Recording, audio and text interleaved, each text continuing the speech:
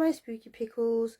I have to do this again because some really irritating spam caller called me midway through recording this. So thank you to whoever did that, because I'm really annoyed right now. It was a really good video. So I'm really annoyed. Whoever does that, if you're in a call centre spam calling people, people hate you. Anyway, today we're doing my favourite poison, Aquatofana. I had better angle before as well. The stupid spam call people. Anyway, right, Aquatofana was created in 1630s in Sicily. Now, I can't get the exact date, but it's between 1632 and 1633 that it was created. It was said to be a blend of arsenic, lead, and belladonna, possibly belladonna. I can't quite get any sources that give me an answer either way. I just hear a lot that say possibly. So, possibly belladonna also. It was very slow acting, and only 4 drops could kill you. 4 drops could kill you. That's a potent poison. Say that 5 times fast. The symptoms were like, sort of flu-like. Well, it started off like cold-like, and then it would get to like flu-like symptoms. And then you'd get like a burning sensation in your throat, and diarrhea, and dehydration, and really horrible stomach pains. So it would look like you were just getting ill and going downhill and getting worse. And then subsequently, you would no longer be with us. It was said to have been invented by Julia Tofana. I think it was. Some sources say Tofana and some say Julia Tofana. And some say Tofana is her daughter and some say Julia is Tofana's daughter. I can't get an accurate answer on that. But today we're just talking about Julia Tofana. So we're going to focus on that. It was used a lot by women living in the Renaissance era in Italy. So in the 1960s, 1630s. Oh my god, the 1630s. But yeah, she would give it to women to help. Because it was also tasteless and odorless, so you wouldn't know. You could put it in food or drink and no one would be none the wiser. So I feel like I'm going to sneeze. So yeah, she would give it to women that was stuck in DV situations, because in those days women were seen as property, and there was no such thing as divorce. Like, you couldn't get a divorce. So you were basically stuck in your situation.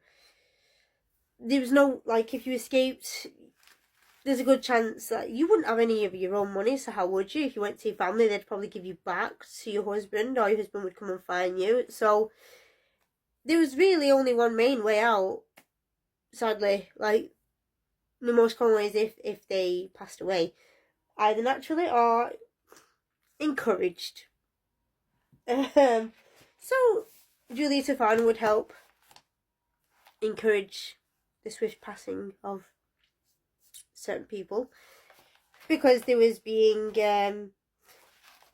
very unkind to their wives. I'm trying to say things without saying certain words because I don't want my video to not be uploaded.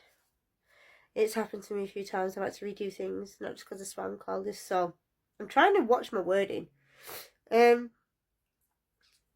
yeah, it was sort of seen as like the last option, because there was these women usually would have tried other things as well, and it weren't just because, like, oh yeah, the husband's a bit mean. Like, it was a bad situation they was finding themselves in, and there was really no way out. Because women they were seen as property, they weren't really seen as people. So yeah, it was labelled as Mana di Saint Nicola.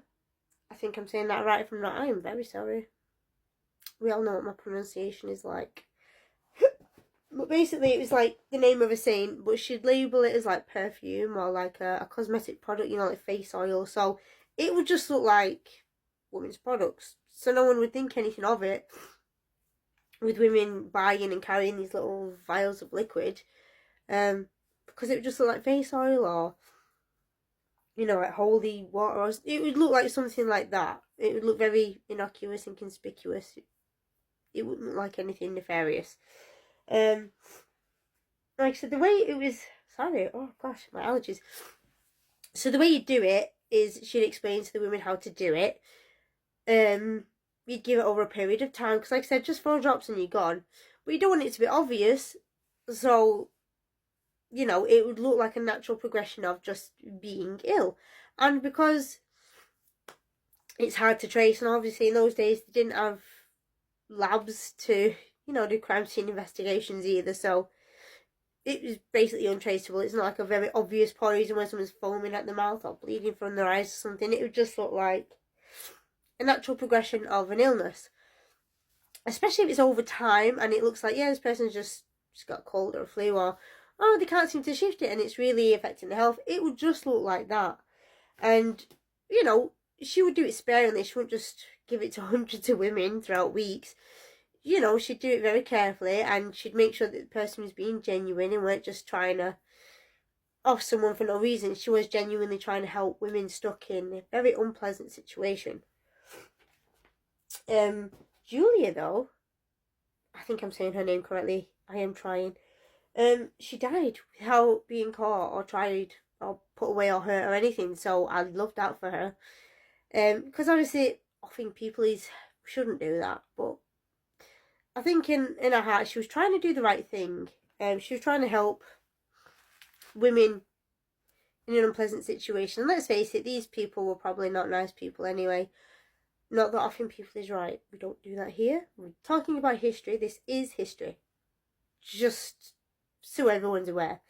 But yeah, sadly though, her accomplices in 1659, 5 of her accomplices were tried and publicly hanged.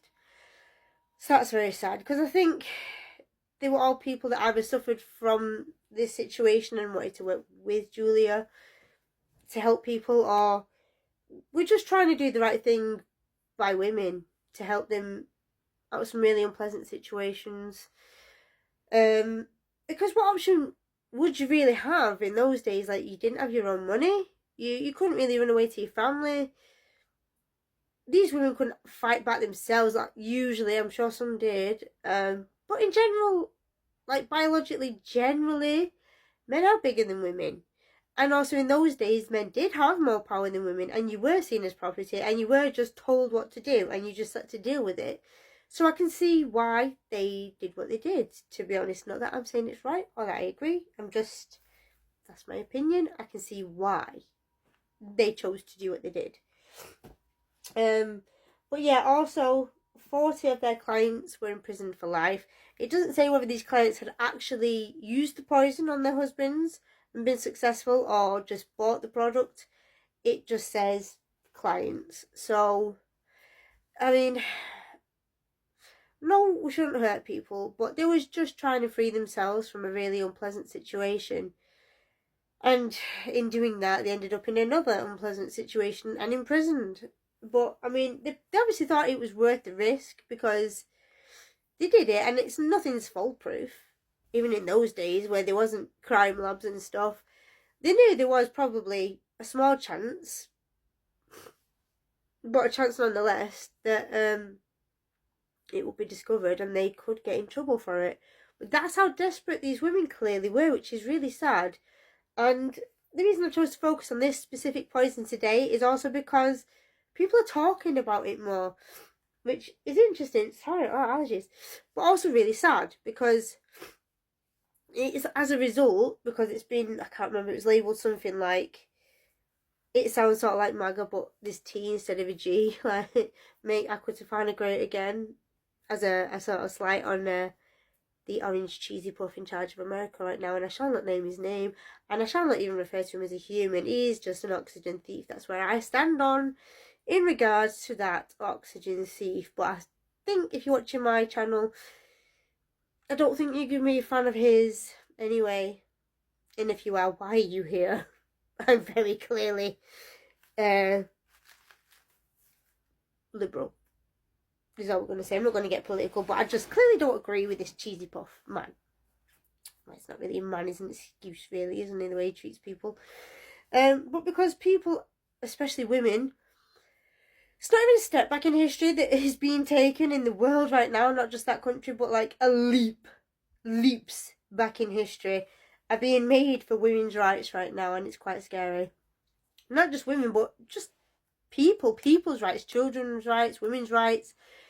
If you're not a certain ethnicity, if you're seen as an immigrant, you know, we're all human and we all deserve the same human rights. And I think that's why this is being spoke about again, because the discussion is, will these things have to be used again?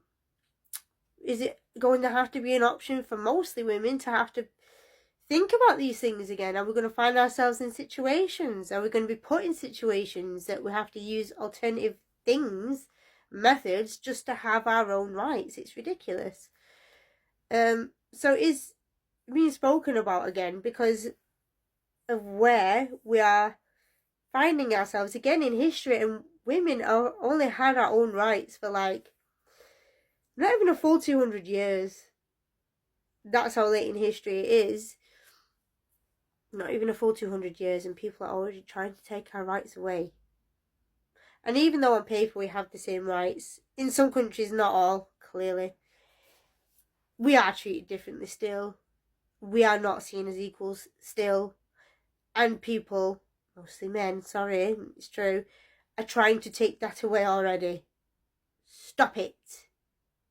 I'm not going to, but clearly a lot of people are thinking about it, because doing my research, I saw a lot of discussions online, not about people doing it, but how it's raising it, the discussion of Aquatofana is raising in popularity again because of the climate we're finding ourselves in.